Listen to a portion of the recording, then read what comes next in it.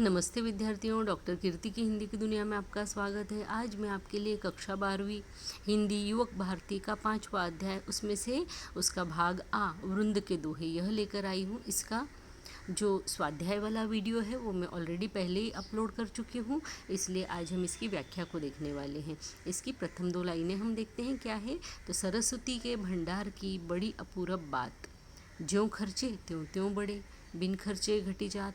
अब इसके पहले हम शब्दार्थ को देख लेते हैं और उसके बाद में हम इनके मीनिंग को देखेंगे। आइए इसके शब्दार्थ देखते हैं। शब्दार्थ है सरस्वती यानी कि सरस्वती, यहाँ पे इसका मीनिंग है ज्ञान। भंडार यानी कि संग्रह, इकट्ठा करना, एकत्रित करना। अपूरब यानी अनोखी या फिर अजीब, दोनों मीनिंग इसके हो सकते हैं। ज्यों यानी जैसे, त्यों यानी वैसे, घटी यानी कम होना, खर्चे यानी खर्च करना। इन दोनों लाइनों का जो अर्थ है वो क्या है। तो वृंद कहते हैं ज्ञान के भंडार की एक सबसे अनोखी बात यह होती है कि इसे बांटने से इसमें वृद्धि होती है। यानी हमारे पास अगर ज्ञान है तो उसे हमें बांटना चाहिए। जैसे जैसे इसे बांटा जाए वैसे वैसे इसका संग्रह बढ़ता चला जाता है। यानी जब हम अपने ज्ञान को बांटते हैं तो उससे संबंधित अच्छी बुरी बातों से हम सीख लेते हैं और फिर हमारे ज्ञान में और ज़्यादा वृद्धि होती चली जाती है दिन ब दिन, है ना।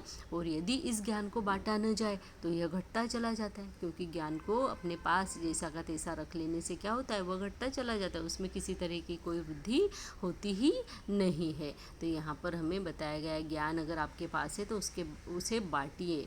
यहाँ दूसरी लाइनें देखते हैं हम। दूसरी 2 लाइनें इस तरीके से है कि नैना देत बताए सब हिय को हेत अहेत, जैसे निर्मल आरसी भली बुरी कही देत। अब यहाँ पे हम देखते हैं कि इसका अर्थ क्या होता है। पहले शब्दार्थ देख लेते हैं। नैना यानी आँखें, बताए यानी बताती है, हिय यानी कि हृदय, दिल, हेत यानी हित या अच्छा, अहित यानी अहित या फिर बुरा, निर्मल यानी पवित्र या फिर साफ सुथरा स्वच्छ, आरसी यानी आईना, भली बुरी यानी कि अच्छा बुरा, और कही यानी कि कहना। अब इसका भावार्थ हम देखते हैं कि वृंद के अनुसार मनुष्य की आंखें उसके मन का आईना होती है। जिस प्रकार एक स्वच्छ आईना मनुष्य को उसकी अच्छी और बुरी बातों से जैसा का तैसा अवगत करवाता है, यानी जैसा इंसान है वैसा का वैसा ही आईना उसको दिखाता है। उसके अंदर न तो कोई अच्छाई में वृद्धि करके दिखाता है, न बुराई में कोई कमी करके दिखाता है। इंसान जैसा है वैसा का वैसा ही वो अपने आप को आईने में पाता है। अर्थात जैसे आईना कभी भी झूठ नहीं बोलता, ठीक उसी प्रकार मनुष्य के मन की अच्छी बुरी बातों को और उसकी मंशा को उसकी आंखों में हम ज्यों का त्यों पढ़ सकते हैं, या उसकी आंखें जो है उसके मन की इच्छा को, उसके मन की मंशा को ज्यों का त्यों उजागर कर देती है। तो मनुष्य की जो आंखें होती है उसके मन का आईना होती है ना। उसकी आंखों को देखकर हम सब कुछ समझ सकते हैं। अगली 2 लाइनें देखते हैं। अपनी पहुँच बिचारी के कर्तव्य करिए दूर, तेते पाँव पसारिए जेती लांबी सोर। आइए इसके अर्थ को पहले शब्दार्थ देख लेते हैं इनके। तो शब्दार्थ इस तरीके से, पहुँच यानी क्षमता, बिचारी के यानी सोच विचार के, कर्तव्य यानी काम कार्य, दौर यानी चक्कर फेरा, तेते यानी उतने ही, पसारना यानी फैलाना, जेती यानी जितनी, लांबी यानी लंबी, सोर यानी चादर। अब यहाँ पे हम भावार्थ को देख लेते हैं। तो भावार्थ यहाँ पे इस तरीके से है कि वृंद के अनुसार, वृंद क्या कहते हैं कि मनुष्य को सदैव अपनी क्षमता के अनुरूप कार्य करना चाहिए, अर्थात अपनी सीमा में रह के काम करना चाहिए। अगर अपनी सीमा में रह के काम नहीं करेंगे तो काम बिगड़ जाएंगे, है ना, फिर मुश्किलों का सामना करना पड़ेगा। तो यहाँ पे हम बोलते हैं अपनी क्षमता से अधिक कार्य करने पर हमेशा क्या होता है, मुश्किलों का सामना करना पड़ता है। तो इसलिए जितनी चादर हो उतने ही पाँव को फैलाए, यानी उतने ही पाँव पसारे। यहाँ चादर जो है वो क्षमता का, यानी मनुष्य की क्षमता, यानी यहाँ पे जो वृंद जी हैं उन्होंने हमें मनुष्य की क्षमता जो है वो चादर के रूप में बताई है, और उसके पाँव जो है, पाँव पसारना, वो उसके कर्म के रूप में बताए हुए हैं, यानी कर्म का प्रतीक है। आगे देखते हैं हम लोग अगली लाइनें इस तरीके से है कि फैर न हवे है कपट सो, फैर न हवे है कपट सो, जो कीजे व्यापार, जैसे हांडी काठ की चढ़े न दूजी बार।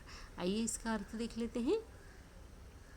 शब्दार्थ में सबसे पहले फेर यानी दोबारा, हवे यानी होता है, कपट यानी धोखा, व्यापार यानी व्यापार, बिजनेस, हांडी यानी मटकी जो लकड़ी की बनी हुई, काठ की यानी कि लकड़ी की बनी हुई मटकी है ना, काठ यानी लकड़ी, दूजी यानी दूसरी। अब देखते हैं भावार्थ। वृंद कहते हैं जिस प्रकार से लकड़ी की बनी हुई हांडी या लकड़ी के बने हुए मटके में, हांडी यानी बर्तन, पहले जो मिट्टी के बर्तनों में खाना पकाया जाता था, सुविधा न हो तो लकड़ी के बर्तन में भी कभी कोई पका लेता था, बिल्कुल ही सुविधा न हो तो, है ना। तो इस प्रकार से वो बोल रहे हैं कि जिस प्रकार लकड़ी से बनी हुई हांडी में एक ही बार भोजन पकाया जा सकता है, यानी बहुत मोटी लकड़ी की हांडी हो तो उसमें एक बार तो भोजन पक जाएगा, लेकिन यदि उसे दूसरी बार चढ़ाएंगे तो वह स्वयं भी आग में जल जाएगा और उसमें अन्न का भी नाश हो जाएगा, यानी जो भोजन आप पका रहे हैं उसका भी नाश हो जाएगा। तो उसी प्रकार यदि कोई व्यापारी धोखे से या छल कपट से किसी ग्राहक को एक बार फंसा लेता है तो वह एक बार फंसा सकता है, पर यह छल कपट या धोखे का सौदा वह उसके साथ में दूसरी बार नहीं कर सकता। अर्थात ईमानदारी से जो है व्यापार में प्रगति होती है और धोखे से व्यापार में अधोगति होती है। इसका यह सुंदर उदाहरण वृंद ने हमें यहाँ पर दिया हुआ है।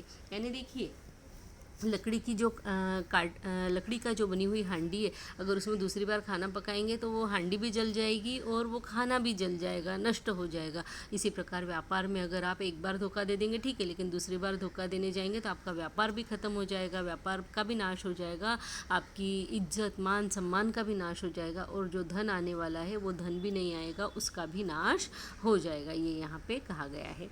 आगे की लाइनें हम लोग देखते हैं कि ऊंचे बैठे ना लहे गुणबिन बड़पन कोई, बैठो देवल शिखर पर वायस गरुर न होई। अब विद्यार्थियों, मैं आपसे यहाँ पर रिक्वेस्ट करना चाहती हूँ कि मेरे इस चैनल को लाइक कीजिए, सब्सक्राइब कीजिए और हो सके तो अपने फ्रेंड्स के साथ में शेयर भी ज़रूर कीजिए, क्योंकि मिल बांट कर पढ़ने से ज्ञान बढ़ता है, कभी भी कम नहीं होता।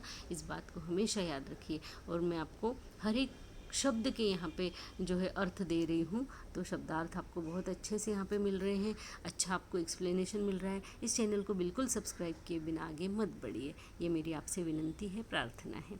आइए देखते हैं शब्दार्थ। लहे यानी प्राप्त करना, गुण यानी कि गुण, गुण यानी अच्छे गुण, है ना। बड़प्पन, बड़पन यानी बड़प्पन या सम्मान, देवल यानी मंदिर, और शिखर यानी शिखर, या हम बोलते हैं ना मंदिर का कलश जो होता है वो सबसे उच्च शिखर उसका मंदिर का होता है ना, वो। वायस यानी कौवा, और गरुड़ यानी बाज पक्षी, है ना, जिसकी आंखें, जिसकी नज़र बड़ी तेज होती है, बड़ी ऊंचाई पर आकाश में उड़ता है और ज़मीन की, धरती पर की सभी चीज़ें उसे बड़ी साफ साफ दिखाई देती है, यानी उसकी नज़र जो होती है वो इतनी पैनी, इतनी तीखी और इतनी तेज होती है कि उसकी नज़र से कुछ भी नहीं बच सकता।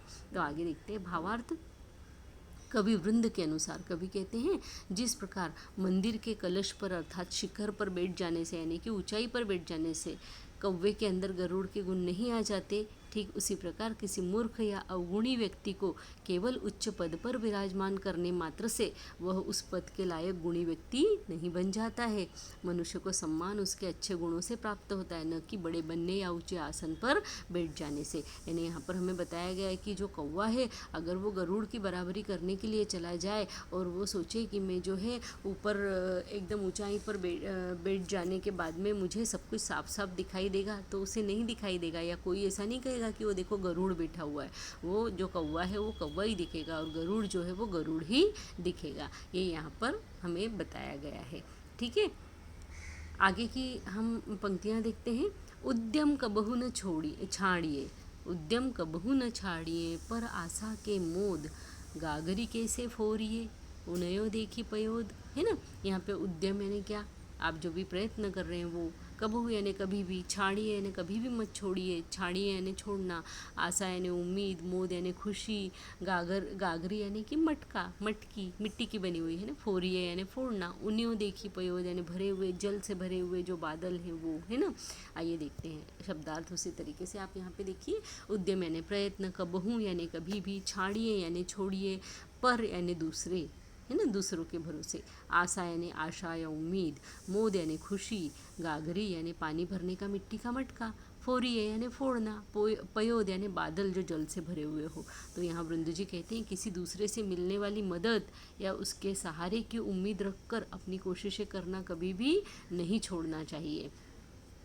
क्योंकि जब हम दूसरे के सहारे की उम्मीद में रहते हैं तो हम सारे प्रयत्न छोड़ देते हैं और फिर कभी भी काम नहीं बनता है।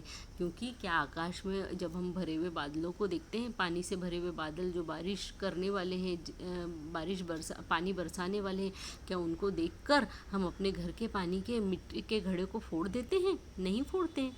उसी प्रकार दूसरों से मदद की उम्मीद में कभी भी हमें अपने प्रयत्न या अपनी कोशिशें करना कम नहीं करना चाहिए।